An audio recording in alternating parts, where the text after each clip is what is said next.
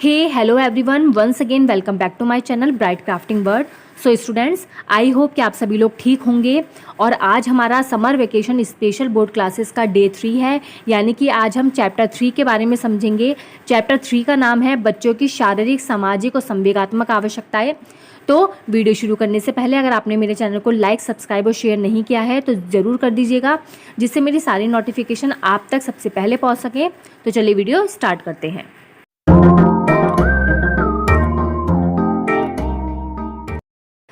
तो आज हम क्लास 10th के होम साइंस के एक महत्वपूर्ण टॉपिक जिसका नाम है शिशु की शारीरिक, सामाजिक और संवेगात्मक आवश्यकताएं, इसके बारे में पढ़ने वाले हैं। ये एक इम्पॉर्टेंट टॉपिक है क्योंकि ये शिशु और बच्चों से रिलेटेड है और बोर्ड के एग्जाम में इस चैप्टर से रिलेटेड बहुत सारे क्वेश्चन आपको देखने को भी मिलेंगे, इसलिए आप इस चैप्टर को बहुत अच्छे से समझिएगा और पढ़िएगा भी। तो चलिए शुरू करते हैं। तो शिशु की शारीरिक, सामाजिक और संवेगात्मक आवश्यकताएं, इन तीनों को हम एक एक करके समझेंगे। मानव शिशु की सबसे महत्वपूर्ण आवश्यकता है शारीरिक आवश्यकता। जन्म के समय मानव शिशु हर प्रकार से असहाय होता है। वो कोई भी काम खुद से नहीं कर सकता। सारे काम करने के लिए उसे दूसरों पर ही आश्रित रहना पड़ता है। वो ना तो अपने लिए आहार की व्यवस्था कर सकता है और ना ही कोई दूसरा काम कर सकता है। इसलिए बच्चे को हष्ट-पुष्ट बनाने के लिए, बच्चे को पोषण प्रदान करने के लिए, बच्चे की देखभाल करने के लिए इन सभी आवश्यकताओं की पूर्ति की जाती है।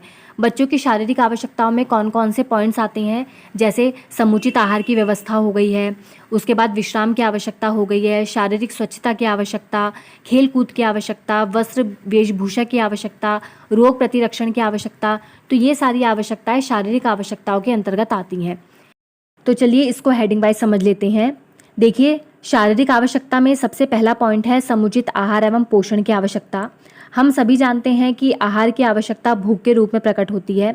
जब किसी बड़े को भूख लगती है तो वो कह के अपनी बात को बता सकता है कि मुझे भूख लगी है, लेकिन जब किसी बच्चे को भूख लगती है तो वो रोने लगता है। भूख शांत हो जाने पर शिशु शांत हो जाता है। भूख को शांत करने के लिए शिशु को जो भी खाना दिया जाता है वो उसका आहार कहलाता है। सबसे छोटे बच्चे का जो आहार होता है वो माँ का दूध होता है, यानी कि मदर मिल्क होता है। उसके बाद 6 महीने तक बच्चे को माँ का दूध दिया जाता है। 6 महीने के बाद बच्चे को पूरक आहार की व्यवस्था कराई जाती है, जिसमें उबली हुई, कुचली हुई सब्जियां हैं, फलों का रस हो गया, सब्जियों का रस हो गया, ये सभी चीज़ें दी जाती हैं। तो ये सारी चीज़ें आ गई समुचित आहार एवं पोषण में। शारीरिक आवश्यकता का अगला मुख्य पॉइंट है शारीरिक स्वच्छता। शारीरिक रूप से स्वस्थ रहने के लिए शारीरिक स्वच्छता यानी कि शरीर की सफाई भी ज़रूरी है। नवजात शिशु बहुत छोटे होते हैं, उनका अपने मल मूत्र पर नियंत्रण नहीं रहता। वो किसी भी समय कहीं पर भी कर सकते हैं। इससे उनके शरीर के विभिन्न अंगों की सफाई समय समय पर करते रहना चाहिए। इसके बाद उनको समय समय पर नहलाना भी चाहिए, स्नान कराना चाहिए, साफ़ सुथरे उनको वस्त्र पहनाने चाहिए, उनकी वेशभूषा साफ़ सुथरी होनी चाहिए। इसके बाद है विश्राम और निद्रा की आवश्यकता, यानी कि उनको ये जो है विश्राम समय समय पर कराना चाहिए। वैसे तो नवजात शिशु बहुत छोटे होते हैं और 10 से 12 घंटे की नींद लेते हैं।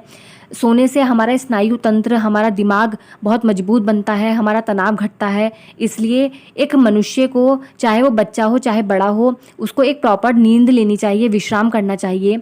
इसके बाद खेल संबंधी आवश्यकता है, खेलना चाहिए। खेलने से हमारा मानसिक और शारीरिक विकास होता है। खेलना बहुत ज़रूरी है, व्यायाम करना बहुत ज़रूरी है। इसके बाद है रोग प्रतिरक्षण। रोग प्रतिरक्षण यानी कि समय समय पर टीके लगवाए जाने चाहिए बच्चों को। तो ये सारी शारीरिक आवश्यकताएं हैं जो बच्चों के लिए बहुत ज़रूरी हैं और समय समय पर इनकी पूर्ति की जानी चाहिए बच्चे का हर विकास करने के लिए, हर प्रकार से संभव विकास हो सके, इसे बच्चे की इन आवश्यकताओं को पूरा करना चाहिए। शारीरिक आवश्यकता के बाद दूसरी मुख्य आवश्यकता है बच्चों की सामाजिक आवश्यकता। सामाजिक आवश्यकता के अंतर्गत जैसे पारिवारिक वातावरण, पास पड़ोस, खेल समूह, विद्यालय सभी अपनी एक अहम भूमिका निभाते हैं। तो चलिए अब इसको आगे हम हेडिंग वाइज देख लेते हैं, समझ लेते हैं। बालक के सर्वप्रथम समाजीकरण की प्रक्रिया परिवार द्वारा ही होती है। परिवार ही बच्चे की प्रथम पाठशाला यानी कि स्कूल होता है। बालक परिवार के विभिन्न प्रकार के सदस्यों के संपर्क में आता है और उनके संपर्क में आकर बहुत सारी बातें सीखता है। परिवार का जैसा आचरण होगा, अच्छा आचरण होगा तो बच्चा अच्छी बातें सीखेगा, और बुरा आचरण होगा तो बच्चा बुरी संगति की ओर जाएगा, बुरी आदतों की ओर जाएगा।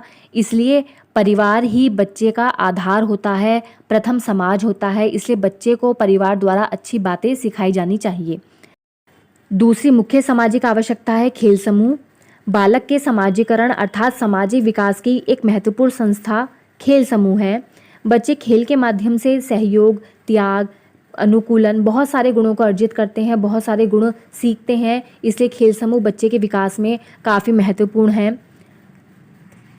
अगला मुख्य पॉइंट है आस पड़ोस।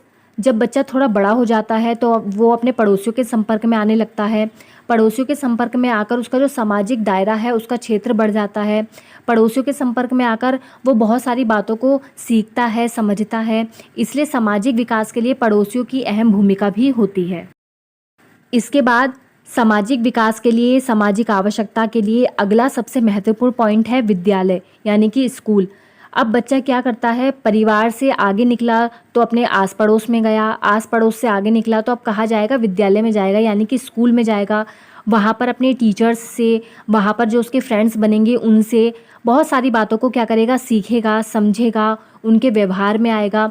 इसलिए विद्यालय एक ऐसा स्थान है जहाँ पर बच्चे का संपूर्ण सामाजिक विकास होता है। तो अब आखिरी आवश्यकता है बच्चों की संवेगात्मक आवश्यकताएं। देखिए, बच्चों के अंदर बहुत सारे संवेग पाए जाते हैं, जैसे कि रोना, हंसना, ईर्ष्या करना, एक्साइटेड होना, किसी भी चीज़ पे एकदम से खुश हो जाना, किसी भी चीज़ पे एकदम से रो देना। तो पेरेंट्स को और टीचर्स को चाहिए कि वो बच्चों के साथ में नॉर्मल तरीके से रहें, उनकी जो संवेग है, उनकी जो इमोशंस है वो नॉर्मल रहें। बच्चे एकदम से ना तो ज़्यादा खुश हो जाएं और ना एकदम से रोने लगें। तो वैसे तो ये संवेगात्मक आवश्यकताओं के अंतर्गत आएगा। बाकी संवेगात्मक आवश्यकता में समझने के लिए और ज़्यादा कुछ है नहीं। तो आज हमने बच्चों की आवश्यकताओं के बारे में समझा, बच्चों की कितनी आवश्यकताएं होती हैं उनको हमने अच्छे से समझा, पढ़ा, अध्ययन किया। तो आज के लिए बस इतना ही। आपको आज की ये वीडियो कैसी लगी मुझे कमेंट्स करके ज़रूर बताइए। ऐसी और भी इम्पॉर्टेंट वीडियोस देखने के लिए मेरे साथ जुड़े रहिए। अगर आपने अभी तक मेरे चैनल को लाइक, सब्सक्राइब और शेयर नहीं किया है तो ज़रूर कर दीजिए। बाकी कल आपके साथ एक नए चैप्टर के साथ मिलेंगे। तब तक के लिए thanks for watching. Bye bye.